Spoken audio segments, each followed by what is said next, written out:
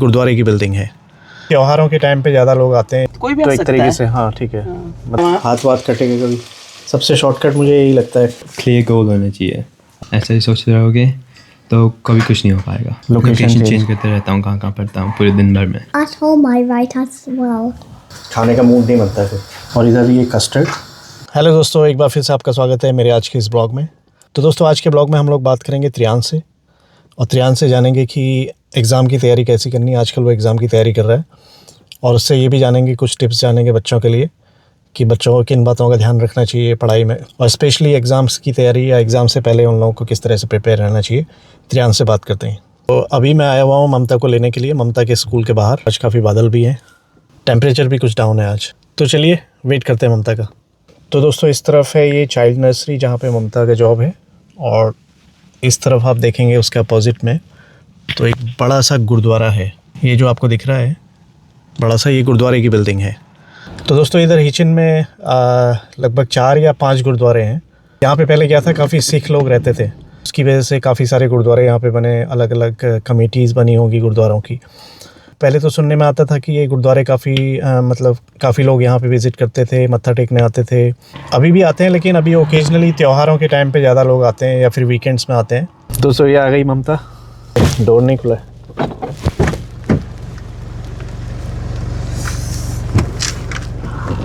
आज तो तुम 10-15 मिनट लेट हो गई। कल ओपन डे है ना। कल ओपन डे है। हाँ। क्या होता है उसमें? हेलो, कैसे आप लोग? ओपन डे में क्या होता है? ओपन डे में मतलब कोई भी आ सकते हैं ना, जिनको नर्सरी की रिक्वायरमेंट होती है, जिनके बच्चे जो प्रेग्नेंट हैं और जिनके बच्चे नर्सरी में जाने लायक हैं, तो वो लोग आएंगे। अच्छा, वो जनरल पब्लिक के लिए ओपन है। हाँ, कोई भी तो आ एक सकता तरीके है। से हाँ ठीक है। मतलब वो आके एक तरीके से टूर कर सकते हैं, करेंगे ना, टूर कर सकते हैं, करेंगे और देखेंगे और इन्फॉर्मेशन लेंगे, फ़ी कितनी है और ये सब है ना। और भी देखेंगे कि क्या क्या एक्टिविटीज़ कराते हैं, कैसे कैसे रूम रन होता है, वो सब कुछ, बच्चों को कैसे देखभाल करते हैं कुल मिला के। हाँ। तो चलिए दोस्तों, अब चलते हैं घर की तरफ। बड़ी अच्छी खुशबू आ रही है। दोस्तों, अभी घर पहुंचने के बाद हम लोग जुट गए खाना बनाने में। इधर ममता की बन रही है सब्जी। सब्जी क्या है, बीन काट रही हो। अरे उसमें क्यों नहीं काटती हो तुम, चॉपिंग बोर्ड पे? चॉपिंग बोर्ड कभी पे हाथ कुछ काम हो रहा है वहाँ। हाथ वाथ कटेगा कभी। लगता है यार। तो ये है बीन, शिमला मिर्च, आलू की सब्ज़ी। और इधर ममता ने मुझे दिया हुआ है काम आज मीठा बनाने का। तो मुझे सबसे शॉर्टकट मुझे यही लगता है बनाना, कस्टर्ड, फ्रूट कस्टर्ड। तो इधर खाने का मन है और मुझे तो क्या दिया? खाने का मन तो है, बनाने का तो मुझे दे दिया। फिर तो खाने का मन मेरा था, तुमने कहा तुम बनाओ। तो फिर काम तुम्हें ने तो दिया। तो इधर कस्टर्ड कुक करके रख लिया था ठंडा करने के लिए। ये हो गया कस्टर्ड रेडी।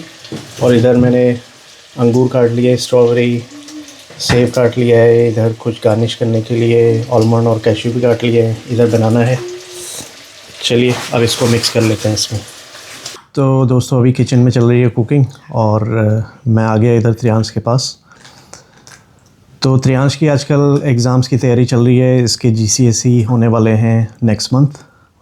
और GCSE मतलब जो इंडिया में 10th के एग्ज़ाम होते हैं, तो वो उसी लेवल के माने जाते हैं यहाँ पे जो GCSE के होते हैं UK में। तो कहने का मतलब वो मेन एग्ज़ाम है छोटे बच्चों के लिए, जो पहला एग्ज़ाम आता है, जो जिसमें वो लोग ज़्यादा मेहनत करते हैं, और उसमें एक उम्मीद भी होती है उनको खुद से, पेरेंट्स को, टीचर्स को उनसे उम्मीद होती है। तो वो एग्ज़ाम इनका यहाँ पे GCSE होता है, इंडिया में 10th का होता है।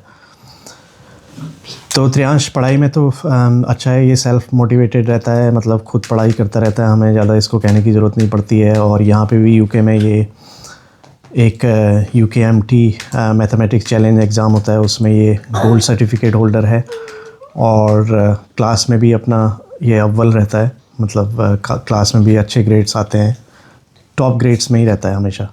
तो आज मैंने सोचा त्रियांश से कुछ बातें करते हैं, और जो बच्चे देख रहे होंगे उसकी एज ग्रुप के, तो उन लोगों को कुछ ये जानकारी अपनी खुद शेयर करे कि ये किस तरह से प्रिपरेशन करता है एग्ज़ाम की, जिससे बाकी बच्चे भी कुछ अगर सीखना चाहें या मोटिवेट होना चाहें, इसके आइडियाज़ को लेना चाहे या जानना चाहते हैं कि वो किस तरह से तैयारी करता है। तो मैंने कहा वो कुछ आप लोगों से शेयर करना चाहेगा आज।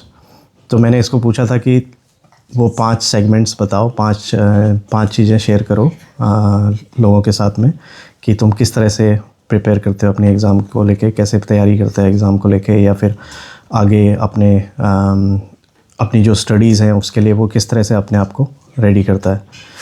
तो ये रहा Triyansh. Hello everyone, how you doing? आप लोग कैसे हैं? सब लोग अच्छे ही होंगे। रिप्लाई तो नहीं आ पा रहा है, कमेंट्स में बताएंगे। हाँ, तो सबसे पहली चीज़ जो मैं कहूँगा वो है एक क्लियर गोल होना चाहिए अगर आपको कुछ भी करना है लाइफ में। तो और उस क्लियर गोल के अचीव करने के लिए आपको आगे बढ़ना चाहिए। अगर क्लियर गोल नहीं होगा तो आप डिस्ट्रैक्ट हो सकते हैं अपनी चीज़ों से। तो एक क्लियर गोल होना सबसे ज़रूरी है, स्पेशली रिवीजन और पढ़ाई के मामले में। एक क्लियर गोल नहीं होगा तो तुम्हें पता नहीं चलेगा कहाँ शुरू करना है कुछ भी। हाँ, क्योंकि गोल तो लाइफ में हर जगह होना चाहिए। तो हम अभी स्टडीज़ के कंटेक्स्ट में बात कर रहे हैं ना। तो त्रियांश अभी स्टडीज़ के कंटेक्स्ट में बता रहा है। तो अगर हम वैसे भी अगर देखें तो गोल होना तो ज़रूरी है हर जगह पे, है ना। तो पहली चीज़ त्रियांश ने बोली कि वो अपना गोल क्लियर रखता है, भले वो शॉर्ट टर्म गोल ही क्यों ना हो, वो क्लियर रहता है। तो फिर उसको अचीव करने के बाद में फिर आगे दूसरा गोल सेट होता है ना। और फिर दूसरी चीज़ है टाइम टेबल होना बहुत ज़रूरी है। मैं जब बिना टाइम टेबल के पढ़ाई करता था मुझे लगता बहुत डिफ़िकल्ट था स्टार्ट करना पढ़ाई को। और फिर अब टाइम टेबल है और उस टाइम टेबल के होने की वजह से मुझे एक क्लियर ब्रेक्स हैं और स्टेप्स हैं। उन स्टेप्स को मैं क्लाइम कर सकता हूँ little by little and that gives me a push to keep on going. Okay, तो जो तेरा टाइम टेबल रहता है उससे तेरे को क्या मिलता है आगे बढ़ने के लिए? पुश मिलता है, इंकरेजमेंट भी, और ताकि डिस्ट्रैक्ट नहीं हूँ एक स्ट्रेट लाइन से। मतलब डिसिप्लिन भी है कहने का मतलब, है ना। टाइम टेबल से डिसिप्लिन भी डेवलप होता है। और तुम्हें पता होता है कि उस दिन क्या करना है स्पेसिफिकली। और अगर टाइम टेबल होता है तो डिस्ट्रैक्ट नहीं होते हो आप। अगर एक दिन में अगर मुझे आज केमिस्ट्री करनी थी बहुत, तो मैंने बस केमिस्ट्री में ही फोकस किया। अगर केमिस्ट्री नहीं करनी होती, अगर टाइम टेबल नहीं होता तो मेरा दिमाग इधर उधर चलते रहता और सब्जेक्ट्स में, और फिर आधा स्प्लिट हो जाता वो हर जगह। तो इससे अच्छा एक दिन में बस एक ही सब्जेक्ट का फोकस। तो ये टाइम टेबल का फ़ायदा है। और तीसरी चीज़ है जो नया पढ़ा है उसको रिपीट करते रहो, और मतलब उसकी प्रैक्टिस करते रहो। प्रैक्टिस क्वेश्चंस, अगर प्रैक्टिस क्वेश्चन नहीं होंगे तो वो दिमाग से वापस चले जाता है, मतलब भूल जाते हो कैसे करना है। अगर प्रैक्टिस नहीं होगी तो भूल जाओगे। तो रिपीट करना बहुत ज़रूरी होता है उसको, जो नया सीखा है। रिपीटेशन बहुत ज़रूरी है ना, अभ्यास बार बार। तो एक कहावत भी है, करत करत अभ्यास के जड़मत होत सुजान। मतलब बार बार अभ्यास करने से चीज़ों का तो उससे इम्प्रूवमेंट होता है और आप सीखते हैं। तो अभ्यास जारी रखना चाहिए किसी भी चीज़ को। उस लेवल तक जाने के लिए, उस लेवल तक पहुंचने के लिए अभ्यास बहुत ज़रूरी है। Of course. तो ये रिपीटेशन त्रियांश ने बताया तीसरी चीज़, कि बार बार रिपीट करिए चीज़ों को आप, जब तक कि आपको वो क्या कहेंगे कि परफेक्शन में ना पहुंच जाए, है ना। वही कि अगर उसको कर सकते हो बिना सोच के, बिना सोचे। और चौथी चीज़, बिना सोचे कैसे? that you don't have to think through all the process. It just comes to you straight away. Like when you do addition, you don't have to think of numbers like this. अच्छा। तो repetition तब तक करना चाहिए जब तक कि वो एकदम कंठस्थ ना हो जाए, जिसको बोलते हैं ना, बाय हार्ट। ये और चौथी चीज़, जो रिवीजन करना है उस दिन का, अगर आप पूरा नहीं भी कर पाए, कुछ हो गया, तो इतना ज़रूरी है कि आपने कुछ ना कुछ ज़रूर किया। अगर कुछ ना कुछ नहीं किया है बिल्कुल भी, तो वो आपको साइड ट्रैक कर देता है पूरे रूटीन से। अगर एक दिन आपने कुछ नहीं किया तो आपको लगेगा कि पूरा दिन वेस्ट हो गया है।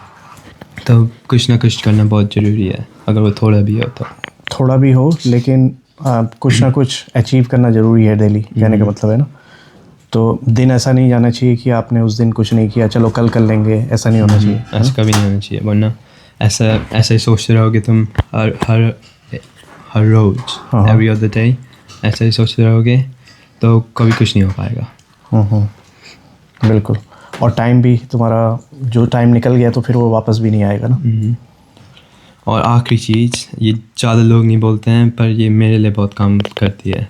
अगर आप लोकेशन चेंज करेंगे हर जगह जहाँ भी आप पढ़ाई करते हैं, और लोग बोलते हैं बस एक सेट जगह होनी चाहिए, एक डेस्क के टेबल, तो मुझे ऐसा बिल्कुल अच्छा नहीं लगता है। मुझे हर अगले हफ्ते ऐसे कुछ ना कुछ मैं लोकेशन चेंज करते रहता हूँ, कहाँ पढ़ता हूँ पूरे दिन भर में। अगर एक जगह में बैठ के पढ़ूँगा तो मुझे सेट नहीं हो पाता है, अच्छा नहीं लगता है। मुझे वैरायटी चाहिए, वरना बोर हो जाता हूँ। तो ये त्रियांश का अपना पर्सनल एक्सपीरियंस त्रियांश ने शेयर किया अपनी स्टडीज़ को लेके। वो कभी अपने रूम में होता है, कभी वो हमारे रूम में आ जाता है, कभी वो ड्राइंग रूम में आ जाता है पढ़ने के लिए। अभी गर्मियों में बाहर भी चला जाएगा शायद गार्डन में। ये आइडिया अच्छा है। और हम जब वहाँ गए थे बाथ में, मुझे वहाँ पढ़ने का बहुत मन कर रहा था, जब हिल्स थी वो fields अच्छा, वहाँ लेकिन बुक्स नहीं थी ना, हाँ पढ़ने फल तो जाए, टाइम भी नहीं था, वो हमें वापस भी आना था ना। तो ये त्रियांश ने 5 चीज़ें आप लोगों के साथ में शेयर करी जो वो अपनी स्टडीज़ में ध्यान रखता है या उसी के अकॉर्डिंग वो अपनी स्टडीज़ करता है। और ये मतलब आप लोगों के साथ में शेयर करी ताकि हो सकता है इसमें से कोई चीज़ें आप लोगों को हेल्पफुल लगे, है ना। तो आप भी अपना रूटीन में उसको ला सकते हैं। और अगर आप लोगों की कोई रिकमेंडेशन और टेक्निक्स हैं उसे कमेंट्स में बताइए, मैं इम्प्लीमेंट करना बहुत चाहूँगा अपने रूटीन में, जो काम कर सकता है। That's good. तो अभी दोस्तों क्या होता है ना, त्रियांश को हिंदी में इतनी फ्लुएंसी नहीं है, फिर भी वो कोशिश बहुत अच्छी करता है और अच्छी हिंदी बोल लेता है। हम लोग क्योंकि घर पे तो हिंदी में बोलते हैं उससे, लेकिन ज़्यादा टाइम वो स्कूल में बिताता है और स्कूल में तो आपको पता ही है यहाँ पे इंग्लिश के अलावा तो कोई लैंग्वेज बोली नहीं जाती है, पढ़ाई के टाइम पे भी या फिर पढ़ाई के अलावा भी। इस तरह से हम ये सोच रहे हैं कि रेगुलर इसका जो है कन्वर्सेशन आप लोगों के साथ में रखेंगे तो इसकी हिंदी भी इम्प्रूव होगी और कुछ ना कुछ हम लोगों का यूट्यूब पे कंटेंट भी बनता रहेगा। Thank you everyone. और अब इधर फालवी देख रही थी इतनी देर से, त्रियांश बात कर रहा था तो वो बार बार मुझे साइड से हिला रही थी कि मुझे भी बात करनी है, तो उसको लग रहा था कि आज दद्दा ही बात कर लेता है, मैं नहीं करती। Hello, how are you? फालवी तो पढ़ाई कैसे करती है बता दे। अच्छा। नहीं, कैसे करती है पढ़ाई, क्या क्या पढ़ती है? At school, I write, and at home, I write as well. We play at school and we play at home as well. क्या लिखती है? Something good like sentences, and like handwriting, and phonics. चलिए दोस्तों देखते हैं kitchen में कहाँ तक पहुँचा हम लोगों का खाना, फिर खाना वाना खाएंगे। तो मैं फिर से अभी सब्जी टेस्ट कर लेता हूँ ममता की, तो पता चले। सब्जी तो तुमने बनाई, जिसने बनाई उसी की सब्जी है। सब्जी तो बहुत अच्छी बनी है दोस्तों, बगैर टेस्ट करे मेरा खाने का मूड नहीं बनता है फिर। और इधर ये कस्टर्ड, ये भी बहुत बेहतरीन बना है। अब जल्दी से खाना वाना खा लेते हैं। और इधर ममता अभी रोटी बेलना शुरू कर दिया है, तो जल्दी से खाना बन जाएगा और फिर खाना वाना खा लेंगे हम लोग। तो आई होप आप लोगों को आज का ब्लॉग अच्छा लगा होगा। अगर अच्छा लगा तो लाइक कीजिए, कमेंट्स करिए, और अगर आप लोगों ने सब्सक्राइब नहीं किया हुआ है मेरे चैनल को अभी तक तो प्लीज़ सब्सक्राइब भी कर लीजिए। मिलते हैं कल फिर एक नए ब्लॉग में, तब तक के लिए बाय बाय।